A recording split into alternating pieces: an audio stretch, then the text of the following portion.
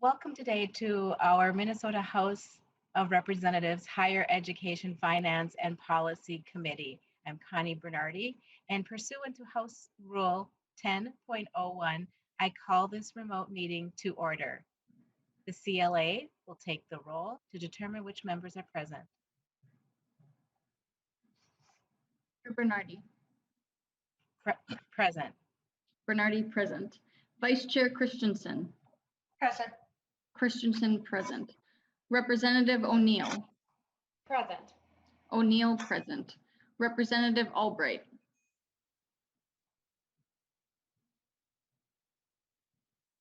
Representative Albright. Representative Daniels. Present. Daniels present. Representative Erickson. Present. Erickson present.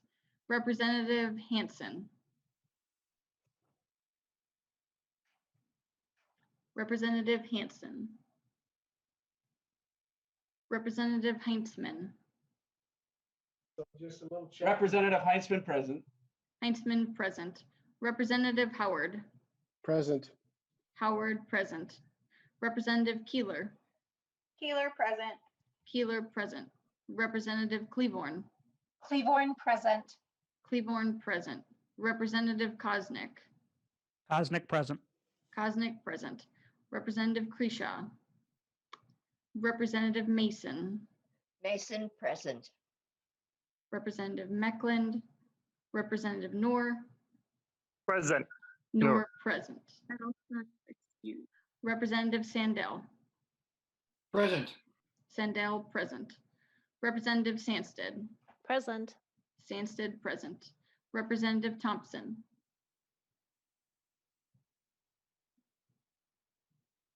Representative Thompson.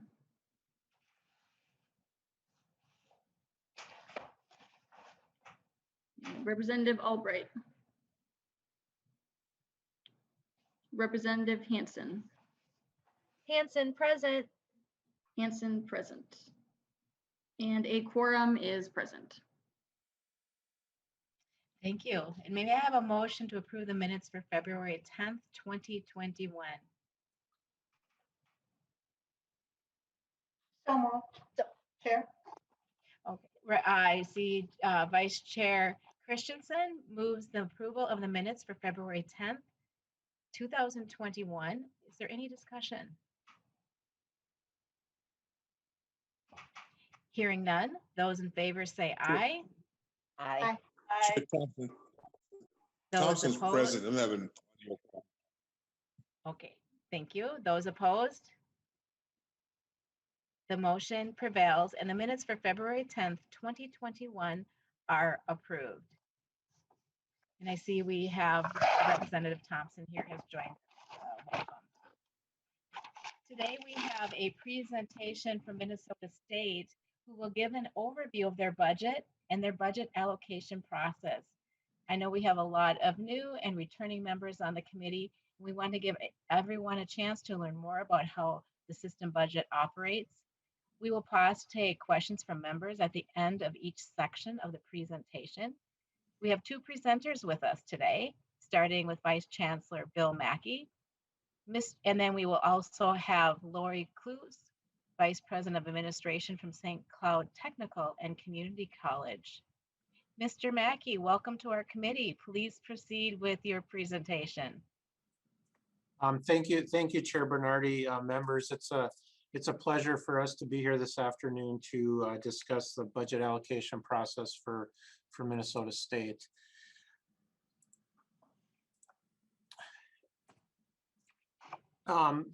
Again, for the record, I am Bill Mackey, Vice Chancellor for Finance and Facilities. I've been in my position for about 1.5 years. Previous to that, I was president of the Northeast Higher Education District for 4 years, and prior to that was vice president for finance and administration at Bemidji State University and Northwest Technical College.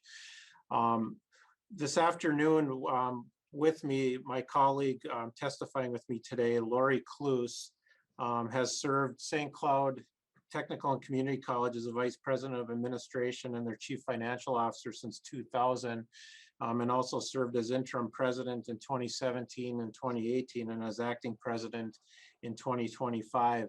And we wanted to share with you not only a system perspective of the budgeting process, but also a campus perspective. So Lori will add that insight into this process.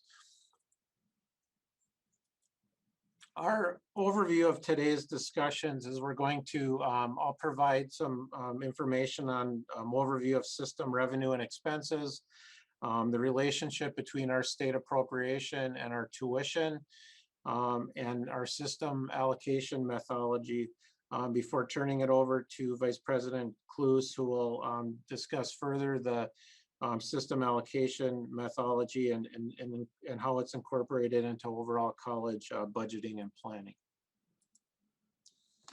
To start with, for Minnesota State colleges and universities, this information from our fiscal year 20 audited financial statements, which were released in November. This is a breakdown of our just over $2 billion in annual revenue. As you can see, Minnesota State is most reliant on state appropriation and tuition, making up the 38% of state appropriation and 26% of tuition, making up 64% of the overall revenue that comes into the system.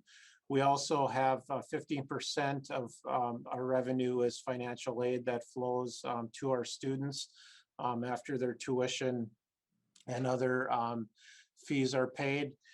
We have some other revenues, which includes our federal, state, private grants activity, auxiliary revenues such as our some of our bookstores, income from some public-facing activities such as some of our technical programs that provide services such as dental hygienist programs, automotive repair and carpentry, to name a few, and also have some activity related to our revenue fund, 4%, the gray box on the right, just over 90 million.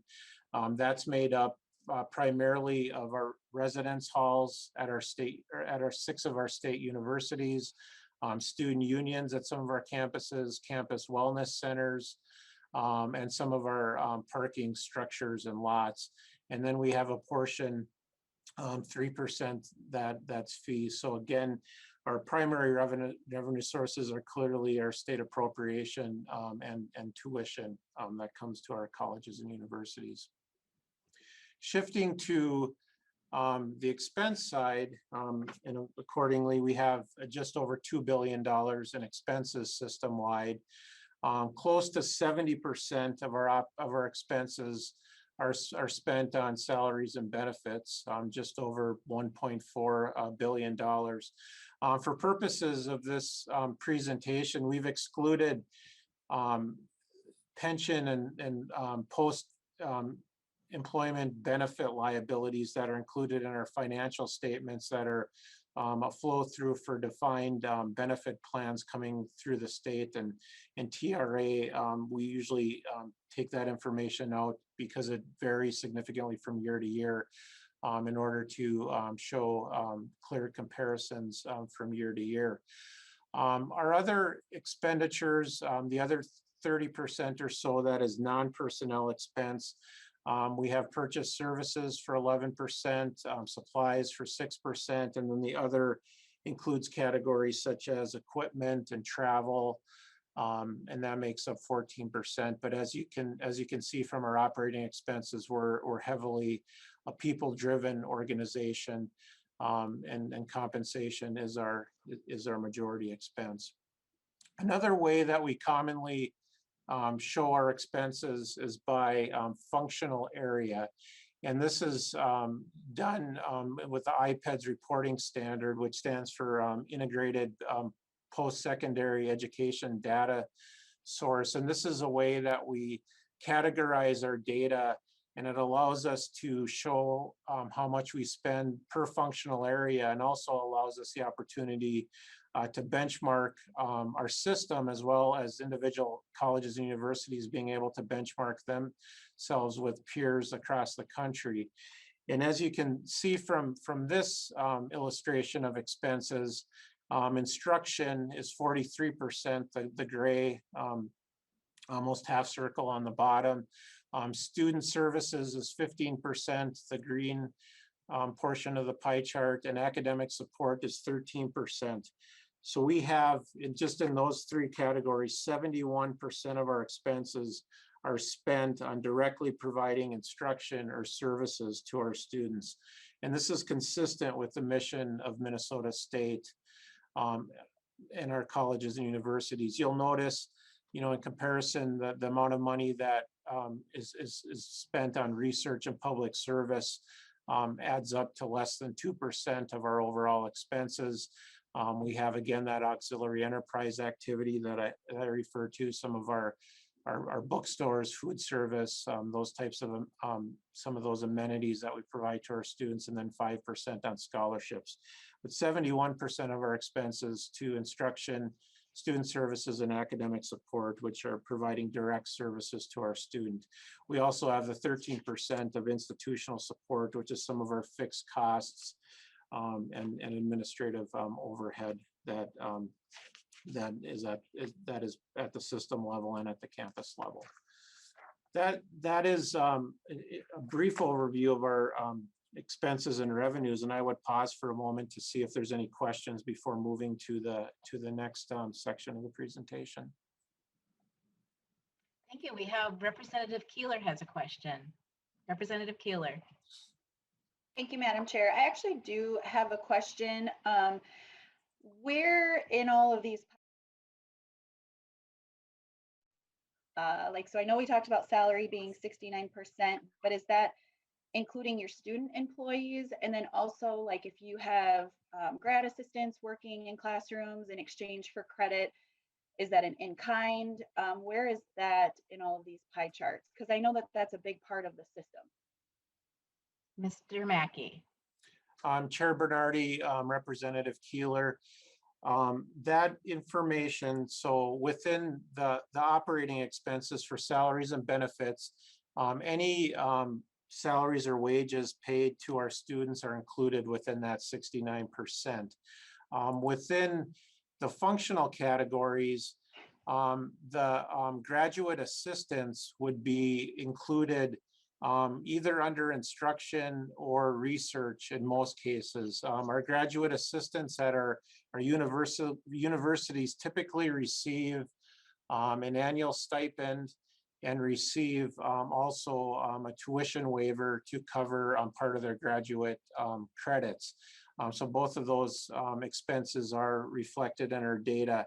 Other student workers are reflected in the data here based on what department they work in. So for example, a student that works in perhaps as a tour guide and works in the admissions office would be included in our student services functional area, whereas a student worker who provides, helps with custodial duties may be under institutional support, while tutors might be under academic support, but they all, it is all accounted for in our data.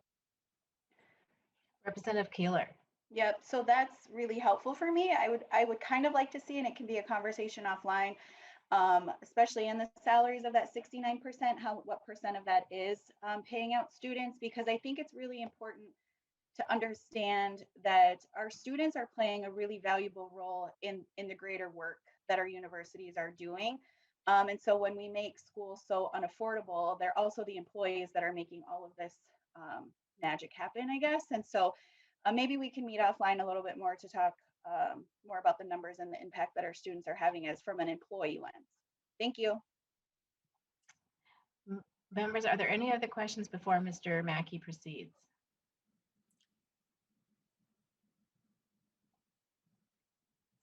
Seeing no hands up, Mr. Mackey, would you like to continue?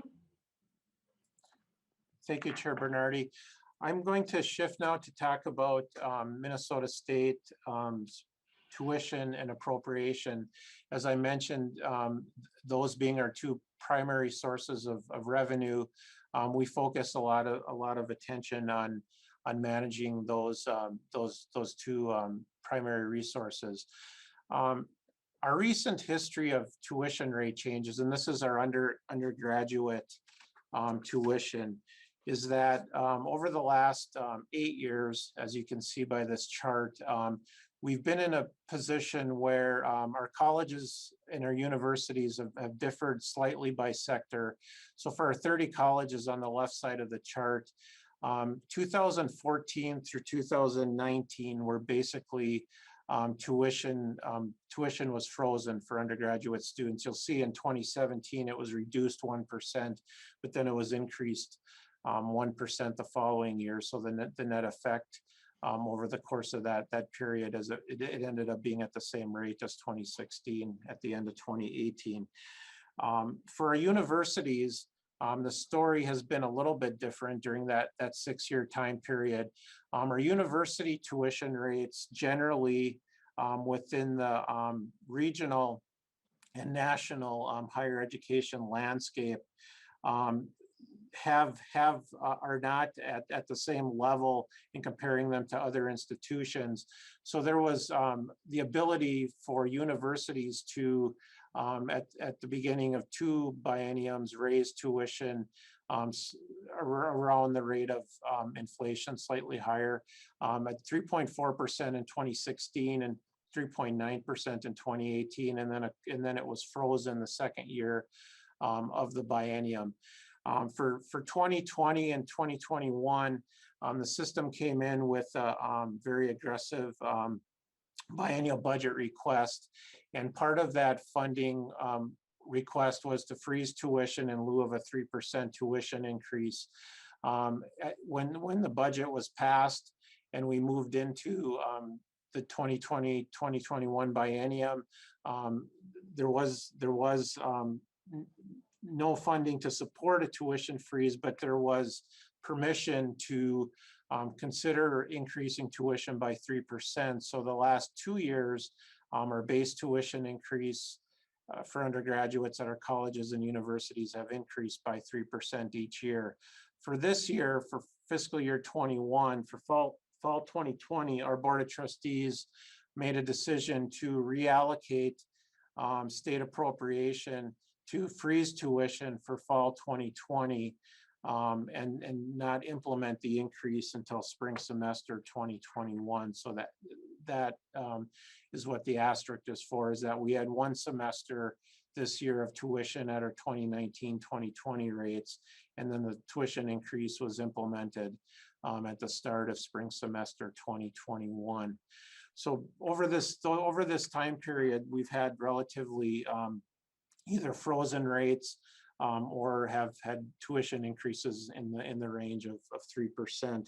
I would also note related to this is that in 2017 and in 2019, when tuition was frozen, campuses reallocated funds in order to cover base expenses. We were fortunate as a system to receive state appropriation funding to cover the tuition freezes in 14, 15, and 16.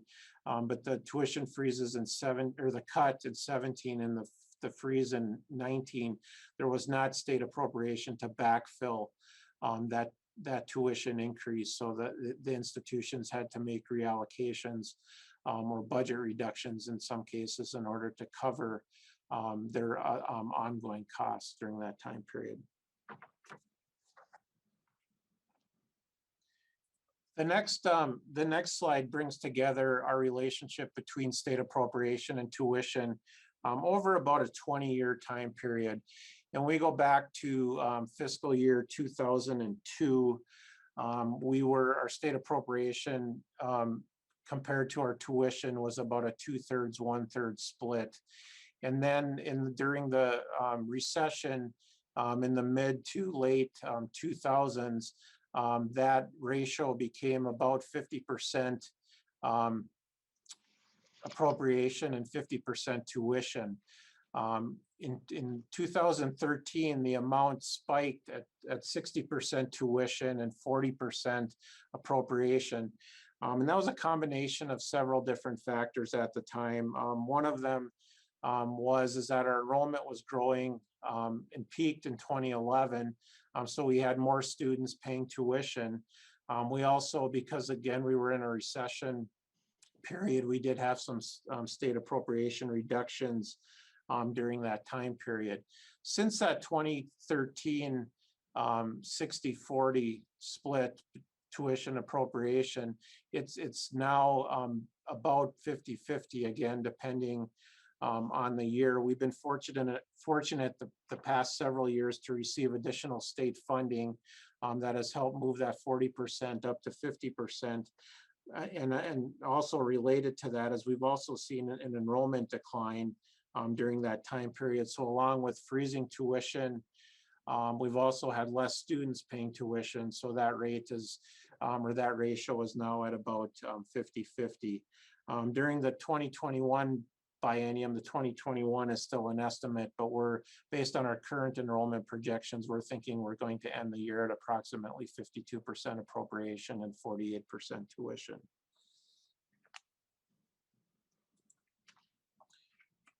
What I just shared with you was at the system level, the 50% appropriation, 50% tuition. But it's really important for me to note that we have variety across the system between our 30 colleges and our 7 universities on how much their budget is funded by appropriation and how much is funded by tuition. And what I have in front of you, this busy chart, is our 37 institutions using fiscal year 19 data showing each institution. And you'll see on the far left, Minnesota State University Mankato, their budget, 36% of it is appropriation and 64% of it is tuition. And if we go to the far right side of the graph, Fond du Lac Tribal and Community College has 68% reliance on appropriation and 32% on tuition. The variance of why this is different from each of the institutions has to do a lot based on the mission of the specific institution, as well as history that goes back to pre-merger when the 3 systems were merged together. Generally speaking, for us, our state universities tend to rely more on tuition revenue than our appropriations compared to our colleges. So on the left side of the chart, you'll notice that there's 3 universities, and then there's 2 of our large 2-year colleges, and then another university. Where on the right side of the chart tends to be our colleges that had a heavy history as being a standalone technical college in the previous system, and were more reliant on state appropriation. So as we think about this within Minnesota State, we know that decisions that are made related to tuition policy or how enrollment losses or gains impact institutions is that there really is 30 different stories for our colleges and 7 different stories for our universities. And I think that's important to note because oftentimes we're just talking at a very high macro level versus providing an information that within a community, there might be a very different story for that institution depending on the economic circumstances of their individual college or university. And I'm gonna pause now with this section and see if there's any questions related to our state appropriation tuition relationship.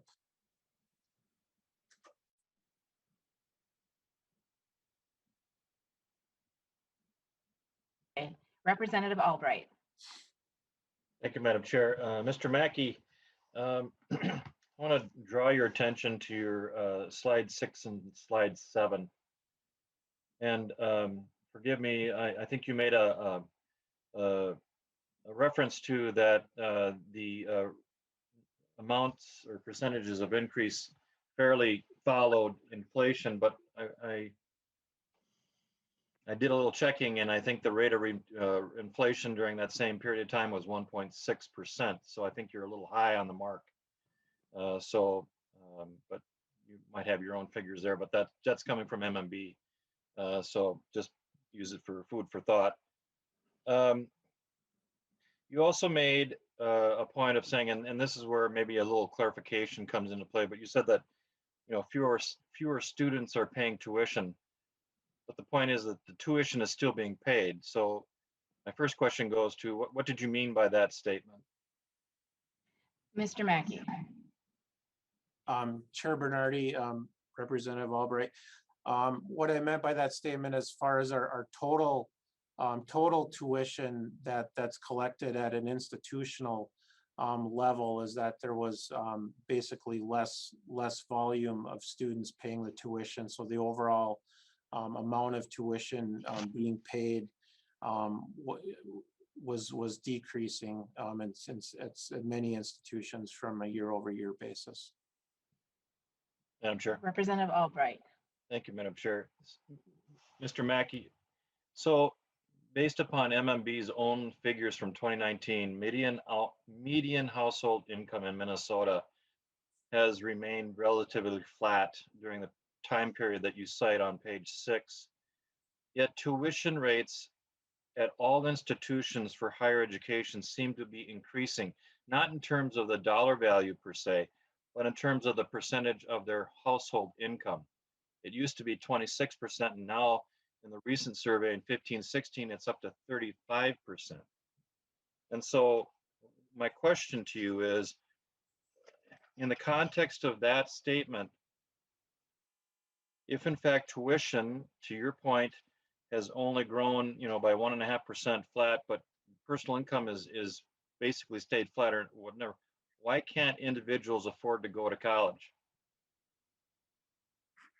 Mr. Mackey. Chair Bernardi, Representative Albright.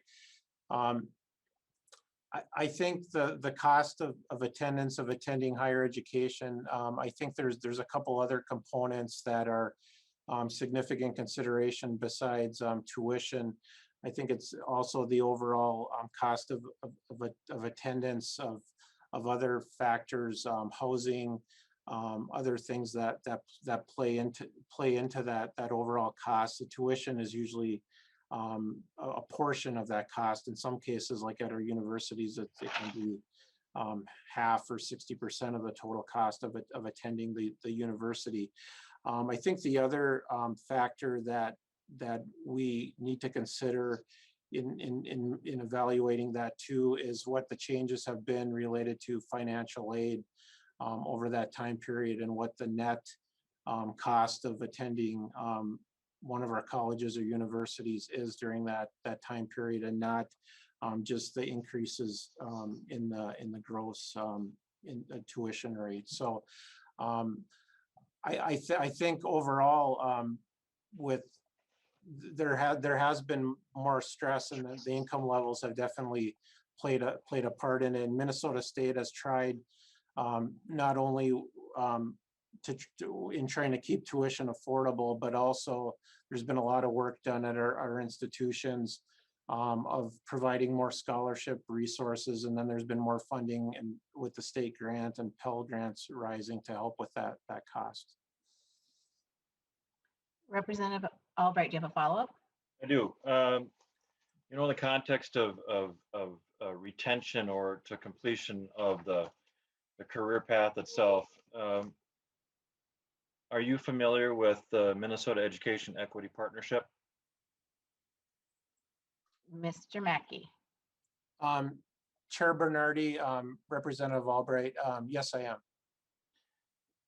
Madam Chair, my Representative question Albright. is, one of the points in there is to suggest that, you know, there are significant and substantial barriers for the BIPOC community in terms of accomplishing their goal, whether it be a four-year degree or going back to school for advancement of their own career path.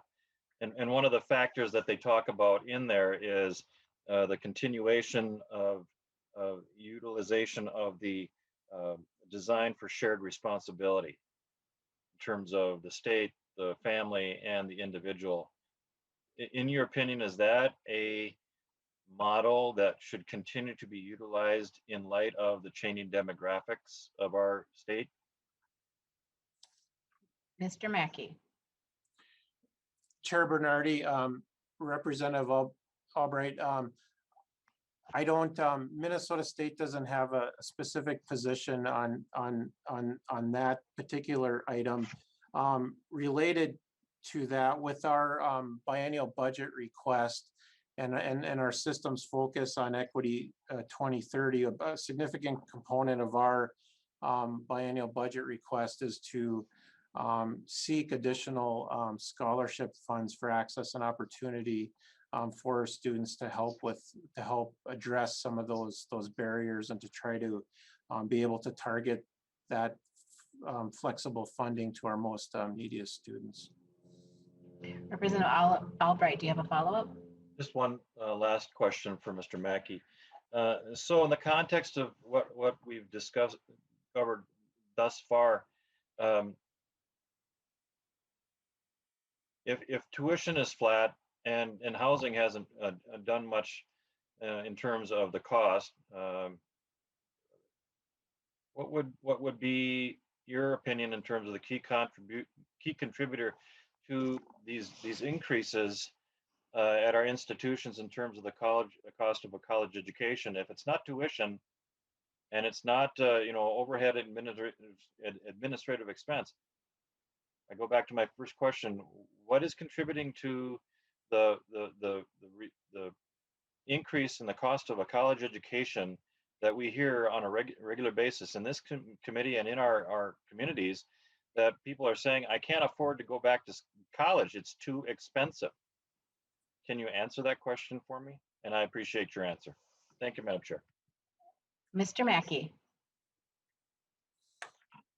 Chair Bernardi, Representative Albright, some of the cost factors that we address that have where we need revenue to cover those, mentioned that compensation is 70% of our budget, and we have reduced our FTE of faculty and staff as our enrollment has gone down. But however, we have seen increases in health insurance costs and with modest increases in compensation in order to be able to compete for the talent needed at our colleges and universities. We also have other costs related to technology and infrastructure that we need to continue to support to be competitive. And one example related to that is we are currently,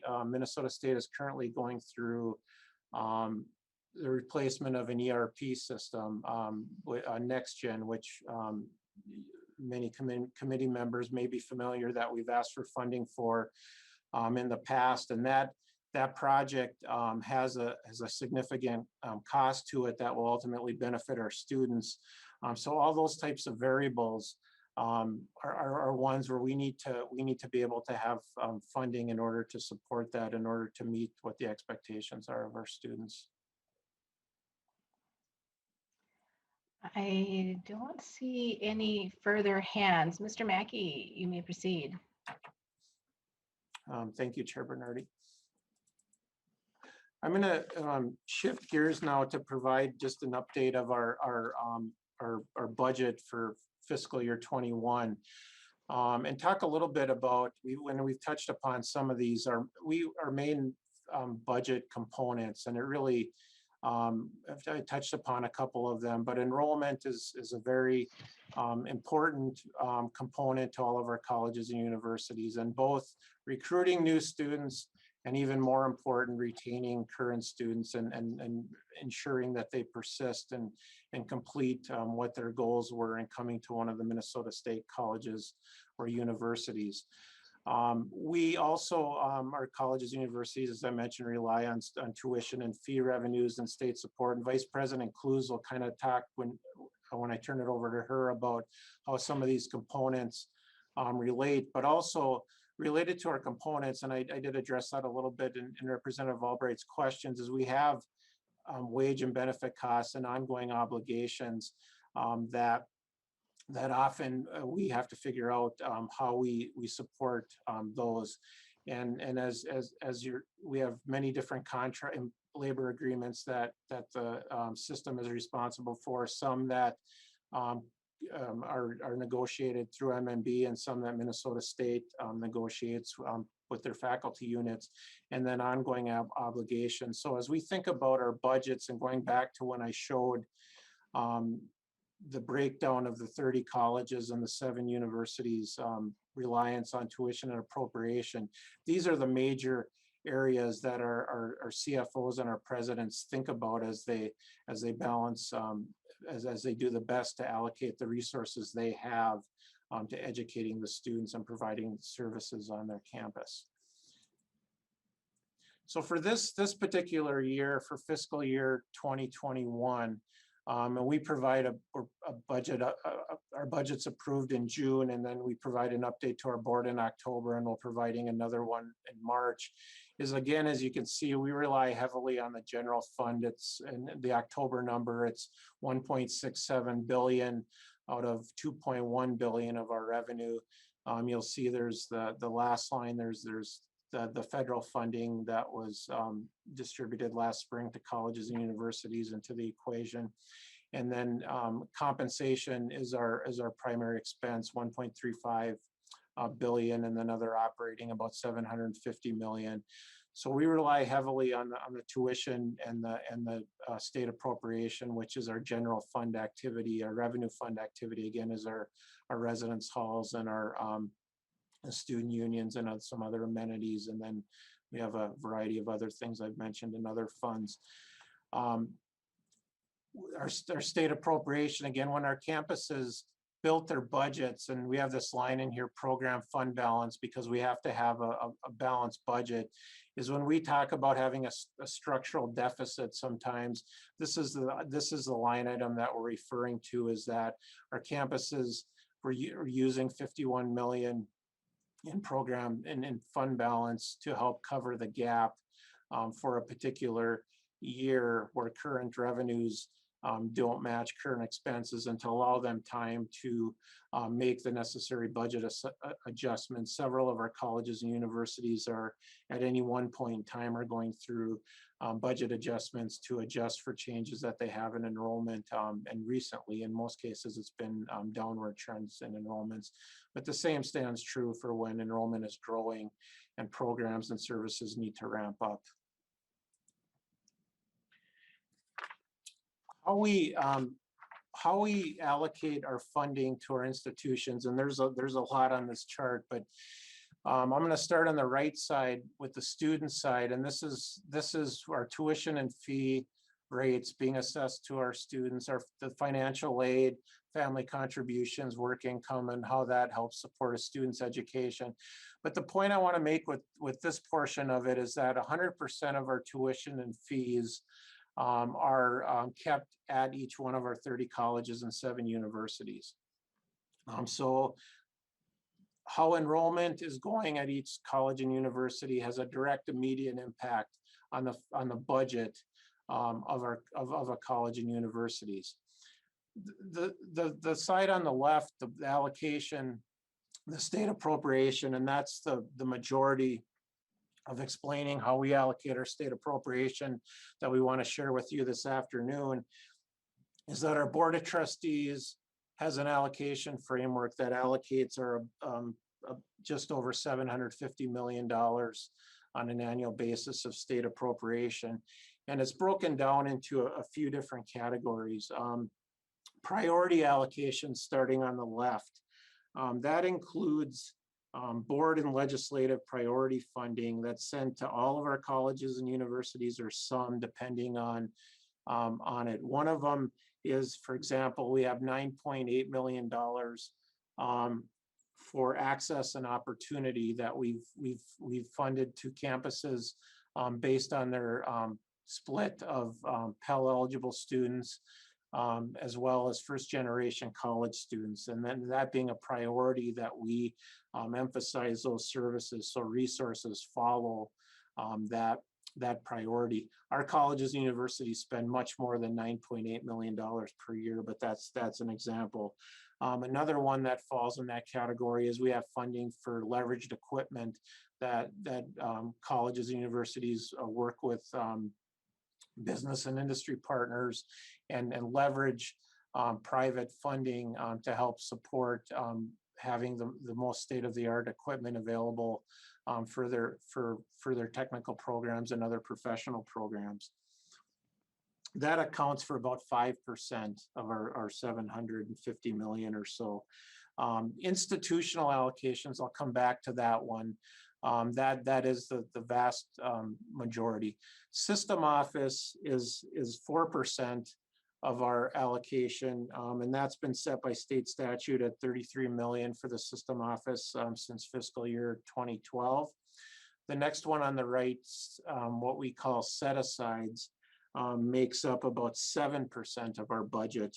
And some of the examples we have there, I mentioned our enterprise, our ERP replacement, or that falls under there. The debt service that we set aside to pay for our geo bonding projects is in that category. We also set aside money to pay the Attorney General's office when we have we need legal advice. We also have a system, library services, that's covered under there. So that makes up about 7% of our allocation.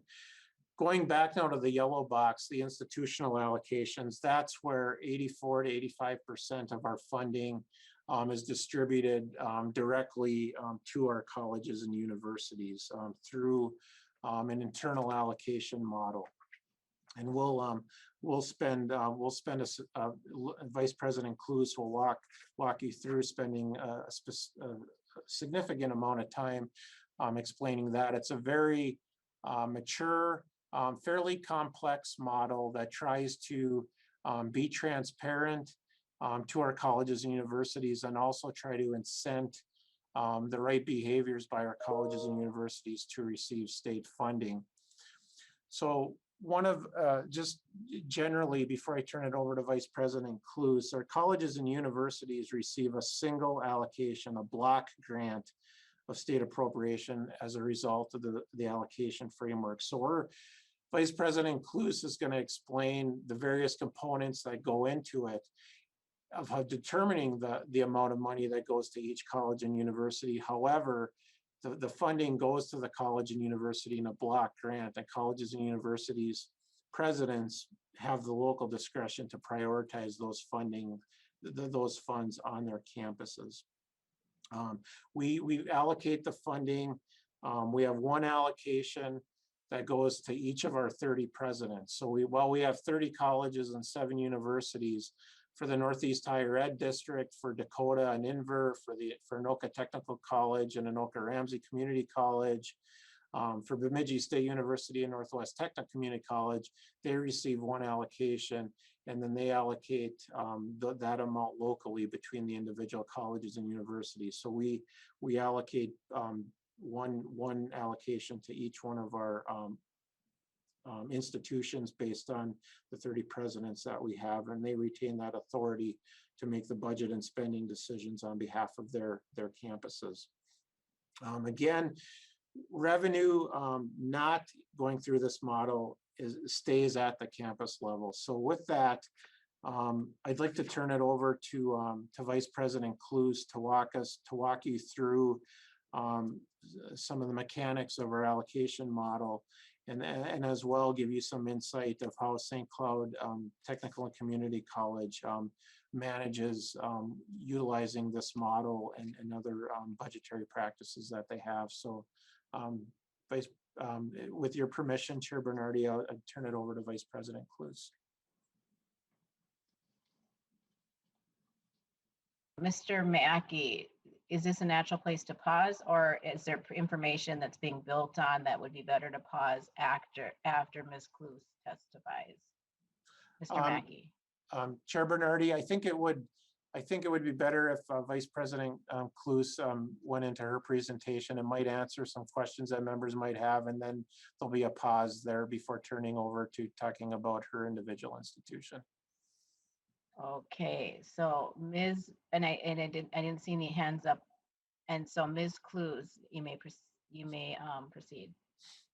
Thank you, Chair Bernardi and committee members. I really appreciate the opportunity today to share how that allocation framework impacts St. Cloud Technical and Community College, and then how we use those funds within our own general fund operating budget. The next slide is going to share and display the component that Vice Chancellor Mackey was talking about regarding the allocation calculation and the percent share. That doesn't drive a dollar value, but it drives a percent share that is assigned to each institution, and then that determines the amount of the allocation given to each institution. What I appreciate about the model is that the allocation calculation does provide some stability from year to year, as the allocation is based on a percent share, and it has a 2-year smoothing feature that provides some consistency, and yet it responds to institutional enrollment and individual institutional investment choices. And it also now has a component that recognizes student success, which is very important to us. So to demonstrate, if you see on the second to bottom row, St. Cloud Technical and Community College, and you follow that all the way along to the last column, the percent share of the fiscal year 21 allocation for St. Cloud Technical and Community College is 2.3%. When you look at the top, the very top row in the columns, you'll see that there's a base allocation, a percent share of fiscal year 20 allocation, and then 50% share of previous allocation. And so that's how we're arriving at the 2.3% when we get to the last column. Again, what's helpful in that is that with our tuition and fees, we know that that can fluctuate based on enrollment. So by having a more consistent model in that smoothing process, we know that our allocation that rolls through to the institutions, we have some consistency. So while we can plan on, there might be some fluctuation on that allocation side, we also know that we can count on having at least that 50% of what we had previously. So we have time to make the adjustments that are needed within the budget to account for any decreases that there might be in allocation or from tuition and enrollment. So if you go to the next slide, the allocation model was really developed with a lot of collaborative input. And in 2018, the board approved several changes to the framework for implementation, and it was implemented in 2018. These changes were made after a year-long collaborative review process, and it was led by the Technical Allocation Committee. The Technical Allocation Committee was made up of several college financial officers and college academic officers from various institutions. And I was actually part of that Technical Allocation Committee. What I really appreciated about the process that was developed by MnState is that we were able to actually discuss changing components of the model, and then we ran it through the model to see what the impact was before it was ever implemented. That way we could see, were there unintended consequences that we really needed to reevaluate and take a step back. We also had board direction, and the changes were based on board principles, and they were intended to promote and support student success, make the framework more responsive to changing conditions, better align the cost of programs and services with resources, and increase transparency and simplicity.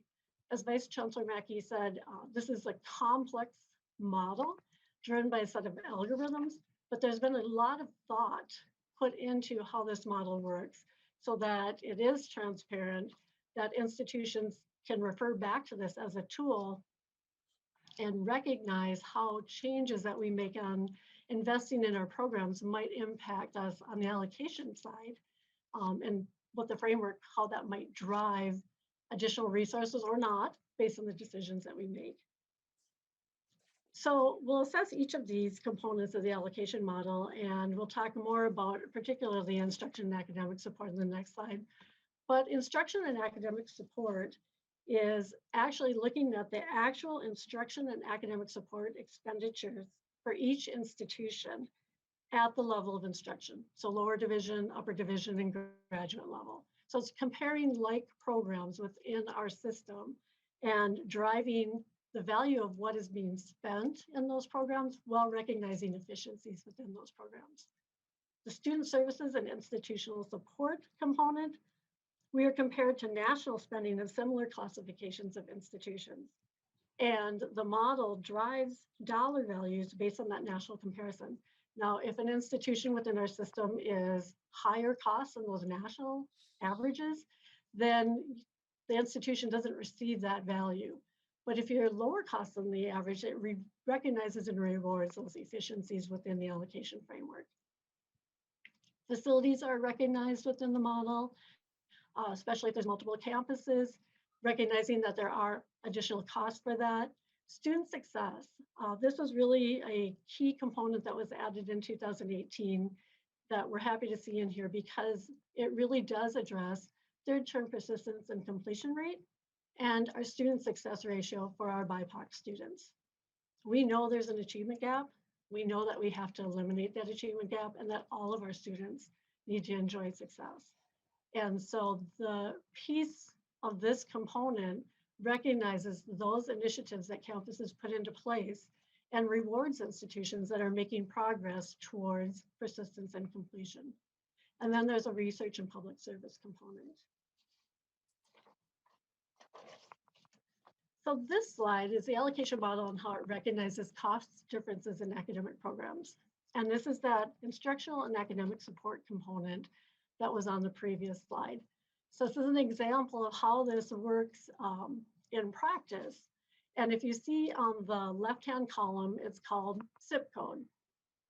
That stands for the Classification of Instructional Programs. It's a nationwide classification for higher education institutions. And we use that classification code within Minnesota State to compare ourselves against our sister institutions. What happens is that we look at I'll use English language and literature as an example, the top row. We actually gather together any campus that has English language and literature, that classification code, the direct academic instructional costs based on the allocation. We take tuition out of it because we're driving the allocation that's coming through the system. So we take the direct instructional costs and compare that with all the institutions offering that academic programming. Again, this is broken out by lower division, upper division, and graduate programs. So there's similar programming. And there is an average cost that's determined. Within that, there's a low band and a high band. So if an institution is in the average and they're delivering instruction per FYE at the average cost, the allocation framework recognizes that amount and drives that numerical value. If an institution is higher cost than the average or outside of the band and its instructional investments are more than the high band, the institution isn't recognized in the framework for those additional investments that institution is making. If an institution is more efficient and is offering that instruction below that band, that low band, then the allocation framework recognizes that institution at the average level and drives that numerical value. Now, again, these are the numerical values, but in the end, it drives the percent share. So these aren't the actual dollars that come through the institution. What I appreciate about the instructional cost, though, is that it recognizes that different academic programs do have different costs to offer. So English language, there may be 32 students in our classrooms, but we don't have a lot of supply costs or equipment costs. When we get down to welding or ground transportation, those are equipment intensive and they're supply intensive. We are purchasing a lot of equipment. When I think of welding, we're looking at CNC machinery. These are not inexpensive, just to keep them running is expensive. And the allocation model recognizes those higher programming costs and drives those dollars through to the institutions. Registered nursing is another perfect example because that one is very labor intensive. Our accreditation standards require that we have lower faculty to staff ratios, especially when we get into clinical sites. And so you can see that the average programming for registered nursing is much higher than it is for English language and literature. And so the allocation framework provides the recognition for those various academic programming costs and drives it to the institution for use. And again, at the institutional level, we decide where we allocate those resources, but the allocation framework provides us the opportunity to do that. Are there any questions regarding the allocation framework, the components, and how the model works for allocating state resources?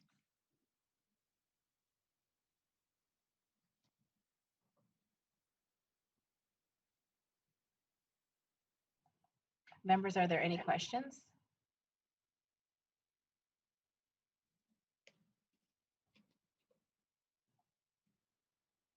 I do not see any hands up at this point. Ms. Kluse, do you have a further presentation? I do, thank you. Oh, excuse me.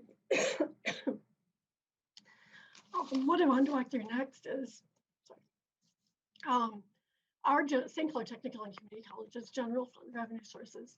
So this is just to demonstrate the allocation that flows through to Sinclair Technical and Community College is 46% of our funding for fiscal year 20.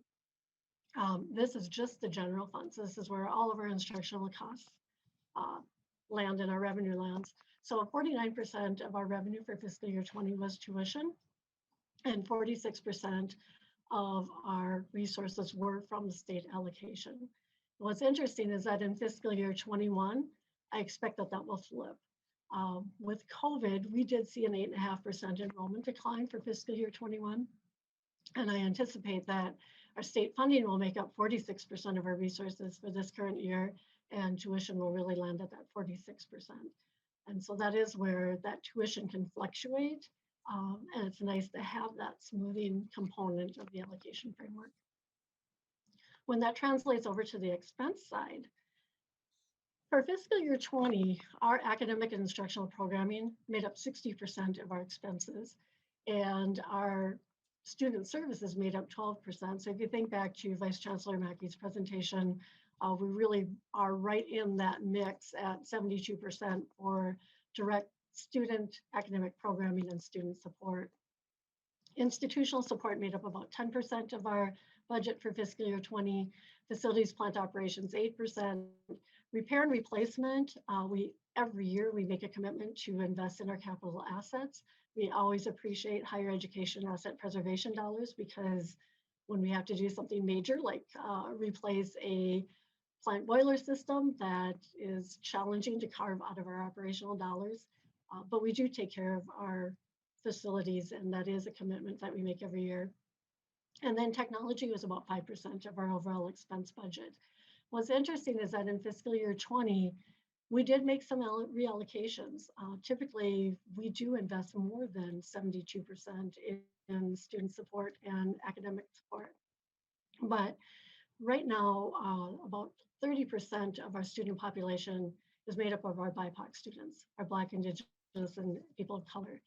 And we recognize that there is an achievement gap, and we want to address that. And so in working with our students, there were some clear institutional and student services needs that we needed to invest in.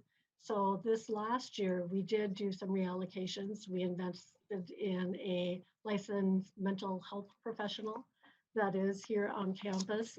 This was critically important with COVID. We made investments in food insecurity. We made investments in additional advising and accommodation support. And we also invested in institutional research on the institutional side, because we really want to assess, are these investments making a difference, or what else can we do to eliminate that achievement gap? We also hired a vice president of cultural fluency, equity, and inclusion. And we've been investing dollars in anti-racism training for our students, our faculty, our staff, and our foundation board. With the tragic events over this last year, we recognized that there were a lot of questions, and there were a lot of students and employees that needed support. And so we've been holding living room conversations, doing trainings, and really reallocating resources to make sure that we are meeting some of those needs. Our next step is to assess and to say, are we meeting all the needs that we can, or are there further steps to be taken?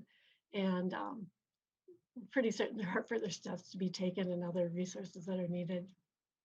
So our process as we are going through all of this, and as we are looking at fiscal year 21, we knew that we were likely going to see a decline in enrollment as a result of COVID.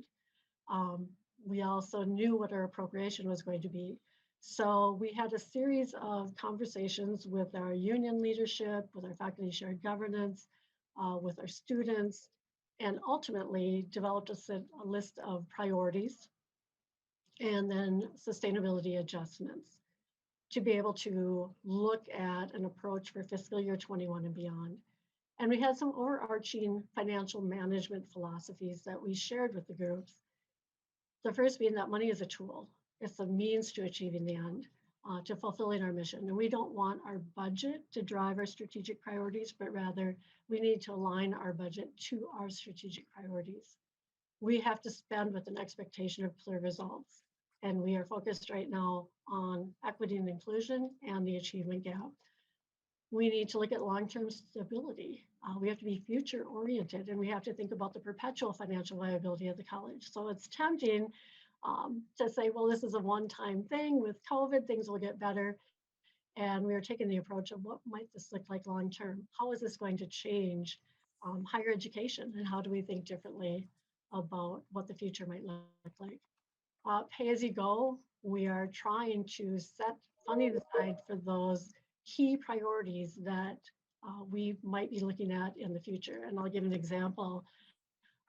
We have been placing funds aside for a multicultural center for some time, and it's been talked about for some time.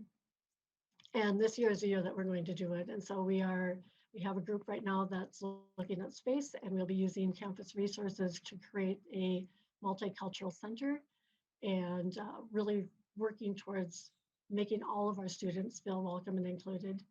We need to save with the plan and purpose and maintain reserves so that we have flexibility for future opportunities and challenges. If someone would have told us when we were building fiscal year 20 budget that we'd be facing COVID, that wasn't on our radar.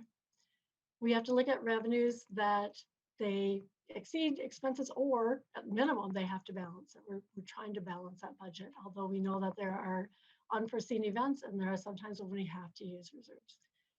And then we want to plan a budget for unforeseen emergencies and contingencies. And Vice Chancellor Mackey mentioned Next Gen, and it's completely what we had been talking about. We were hoping that we would receive funding for Next Gen, but we're concerned that if we were not able to receive all of the funding, we had to have resources available, not only for the implementation, but the human resources. We realize this is going to take some significant investments on our campus in training and people to be able to implement Next Gen.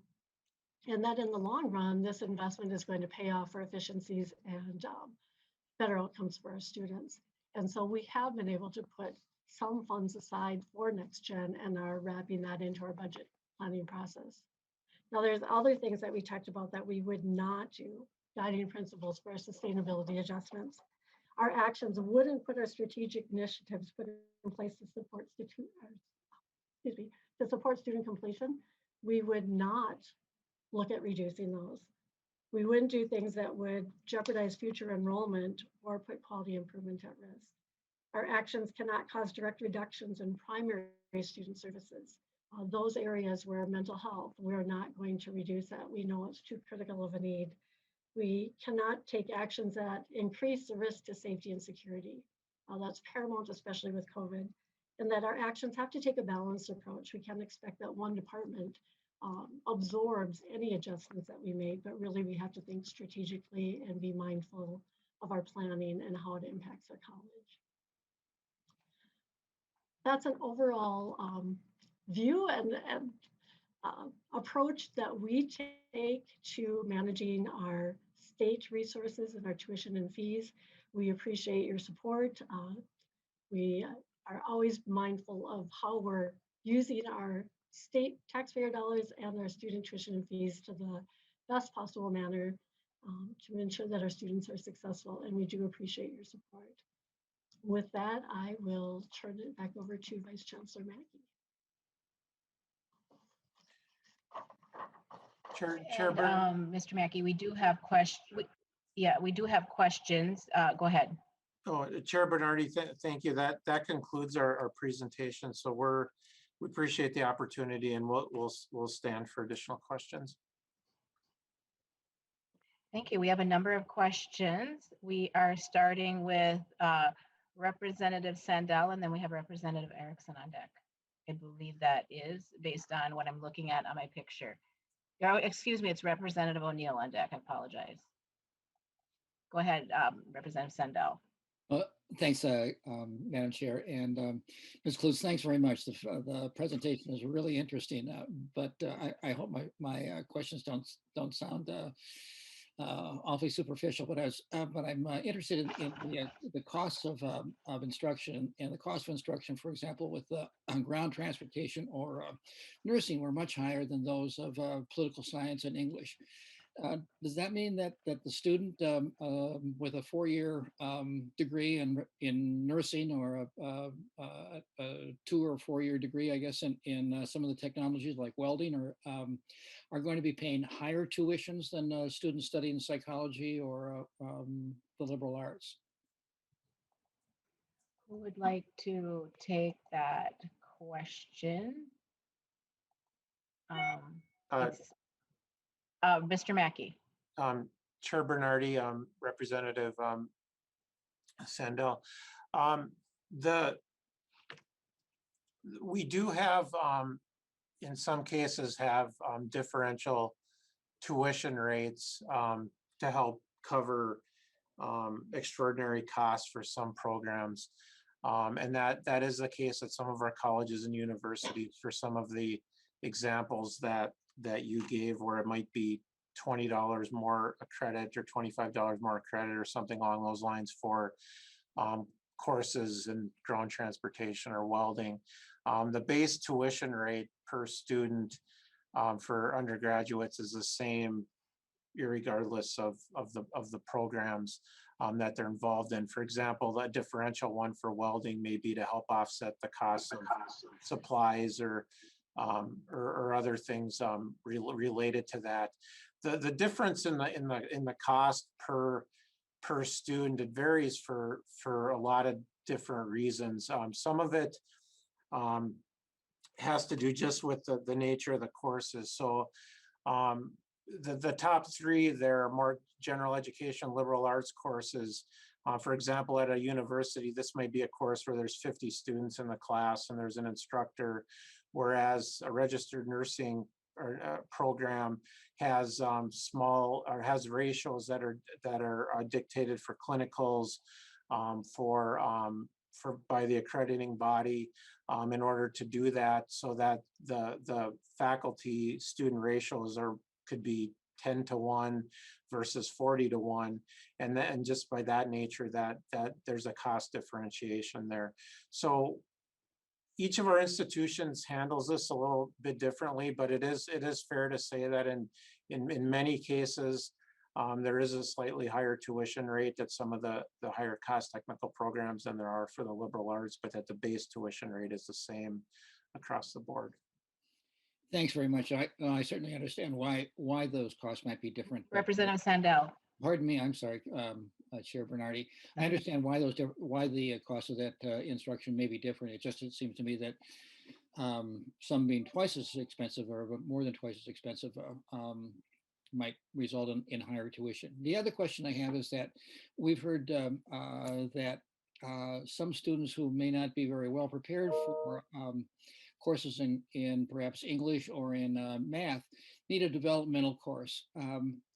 Is the cost of that developmental or supplemental instruction reflected in these in the costs that are here on the screen? Mr. Mackey. Chair Bernardi, Representative Sandell, they are represented within our allocation model. What we have on the screen is a sample of 6 different areas, and none of these 6 areas have a developmental component, but they are factored into our allocation model under their own SIP codes. Chair Bernardi, Representative Sandell. Chair Bernardi, thanks very much. I certainly appreciate the attention and detail. Thanks. Representative O'Neill, and then we have Representative Erickson on deck, and then Representative Daniels. Representative O'Neill. Thank you, Chair.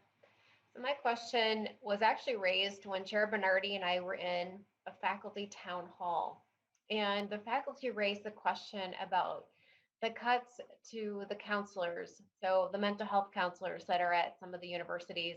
Well, some of them don't have them anymore because of the cuts.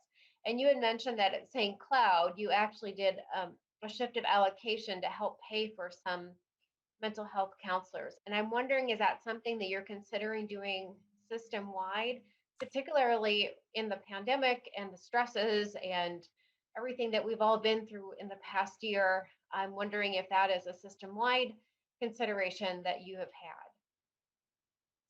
And Ms. Kluse, I'm going to have you answer that. I believe that's the question Representative O'Neill is directing it to. And could somebody turn off of the PowerPoint at this point? Then we will be able to see each other easier as we, there we go. Thank you. Representative O'Neill, the question was for Ms. Kluse, right? Thank you, Madam Chair, for that clarification. It's really whoever can answer the question. I'm not sure if she can or if Mr. Mackey can, but it's more of taking the example that she gave in St. Cloud and wondering if that's a consideration that they're having for statewide, because I know certainly the faculty are very interested in the return of the counselors because the students are quite stressed because of the pandemic and all of that. So I'm just wondering if that's a consideration. Mr. Mackey or Ms. Kluse, who would like to take that one? I will, Chair Bernardi. Mr. Mackey. Chair Bernardi, Representative O'Neill. It certainly is a consideration, and the priority of additional support for mental health services is reflective in our biennial budget request, in that it's a priority. Each of our colleges and universities, how they staff that service, it does vary by college and university. And you heard an example specifically from Vice President Kluse for St. Cloud Technical and Community College. Some of our universities actually have psychologist positions on their campuses.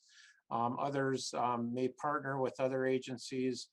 So we have a diverse way of how presidents provide that additional service, but it's certainly a priority for Minnesota State, which is reflected in our biennial budget request. Representative O'Neill. Thank you, Give a Madam Chair. follow-up? Just a quick, thank you, Madam Chair. So that's a little different than what the faculty were saying. Some are saying that they haven't had a counselor on site for years. And so I would just encourage you to really shift. You know, you did that for St. Cloud Technical College, and I encourage you to do it across the system because we certainly have the students that are quite stressed and having a really hard time navigating doing distant learning and everything else with the pandemic. So I would really encourage you to really focus on that so that we've got balanced students that can handle the stresses of what we're all going through, including getting an education. So I know that you had said that outside institutions are looked to, but they're saying that they're not available. There's not time slots. So there's a disconnect, and I'm just encouraging you to take a look at that disconnect. Thank you. Representative Erickson, and then Representative Daniels are on deck. Thanks. Thank you, Madam Chair. This question is for Vice President Kluse. You mentioned the achievement gap and that there's the need to close the achievement gap. So I'm wondering, to what extent do you have conversations or discussions with the K-12 system? I used to serve on the P20 partnership and hope to do so again, about the fact that we have in law career and college readiness, And the chancellor and the commissioner have allegedly set the benchmark for admission to college based on, what the student is achieving as a trajectory for college success. So I'm just wondering, what is that costing your system? And to what extent are you having those discussions so that the onus is placed back on K-12 where it should be, so that these students are not entering college? And as we heard in discussions a couple weeks ago, having to take remedial courses, they have to pay for them, they don't get credit for them. And I'm not sure that, higher ed is even using the law to follow what's supposed to happen at the college level. Do they have an ACT or an SAT score or an MCA scores, for example, that might be acceptable so they don't have to take remediation? But this is an issue in K-12, and now it sounds like it's even an issue in higher ed. So would you comment on that, please? Ms. Kluse. Chair Bernardi and Yes, Vice President Kluse. Okay. Chair Bernardi and Representative Erickson, thank you for that question. It is really a critical issue, and we have been having conversations with our high schools in the area, particularly 742. We've actually asked one of the 742, the equity and inclusion individual is on our foundation board and has been included in some of our anti-racism training. He's offered a lot of insights. But we're having the discussions about how do we get 742 involved? How do we work together? And what opportunities are there to address some of these concerns, even pre-high school, at the younger ages? And we're talking about what does that look like to introduce them to thoughts of college, to career exploration, versus where that might be summer camps, whatever that might be. And then to get industry involved. So some of our discussions are working with our local workforce center, Career Solutions, in their Career One program. They partner with Sinclair Health, and they come on our campus. They do a summer program. They do remedial reading and math, and they do it on our college campus. And then we're providing workforce exploration opportunities for them, particularly in the manufacturing area, OSHA training, and CNA. Some of the students have the opportunity to earn some college credits while they're here, which is in the CNA and the OSHA training. But it's a collaborative partnership between industry, Career Solutions, and District 742 and some of our other high schools. So those discussions are ongoing, but we have had more recent discussions about how do we do more. I don't think it's enough. And so it's, what do we do that's more, and how do we accelerate that because we recognize that need? Representative Erickson. Thank you, Chair Bernardi. And thank you, Vice President Kluse, for that response. Previously, when I served on the P20 partnership, I was disappointed that both the Chancellor and the President of the University of Minnesota didn't take seriously the concerns that I would bring in regard to, please don't admit these students if the K-12 system isn't doing its job. And years and years ago, we tried to impose a penalty on the K-12 system so that if students did get forced into taking remedial courses, it was billed back to the districts, but that didn't survive for very long. So that's over and done with. But I do want both the Chancellor and the President of the university to understand that we have this gap, and the gap doesn't stop upon graduation if the child, the student, wants to matriculate into a college program. And we have to take care of that because that is costing, and it's also costing a lot of time for those students who are eager to become college students and to succeed. So, I hope that the discussions will continue. And thank you for talking to 742 because that's very important in your area. And I will do likewise from my perspective as the ranking member on education policy here in the House. But we need to get that under control. And I'm afraid our achievement gap is going to grow even more now during the absence from the classroom, as is happening during the pandemic. So we really have to focus on helping those students overcome some of what they've missed, and do due diligence to them, because we owe that to them. Thank you. Representative Daniels. Thank you, Madam Chair. I think this question is directed to Mr. Mackey. My memory isn't as good as it used to be, but I think about 5 or 6 years ago, there was a discussion going around with the main offices for the state, Minnesota State on 7th Street in St. Paul, that for a money saving, cost saving solution, they might actually move offices into one of the state colleges themselves. And I remember a little bit of the conversation that didn't go over real well for the state colleges. They didn't really want to do that. But I wonder if with this COVID thing, we've got personal families that are tightening their belts. We've got government that's trying to tighten their belt. We've got businesses trying to tighten their belt. If this maybe issue or possibility might come back on the conversation tables. I just wonder if there's been any talk about that for a money saving issue that might include doing away with the main offices on 7th Street. So if, Mr. Mackey, if you're the one person to ask, that'd be wonderful. Mr. Mackey. Chair Bernardi, Representative Daniels. I would have to follow up and get more information on the analysis that was done in the recent past related to that. Currently, there's no discussions of leaving Wells Fargo Place. However, there definitely is discussion about renewing when the time comes to renew our lease, which is very soon, to reevaluate all the needs related to that, especially in light of how we've operated during the pandemic and what that might look like. So we are looking at ways to and hope to reduce that fixed cost in the very, very near future. I'll have to follow up with more information on that analysis. I just I wasn't in this position at that time, so I don't have it handy in my memory.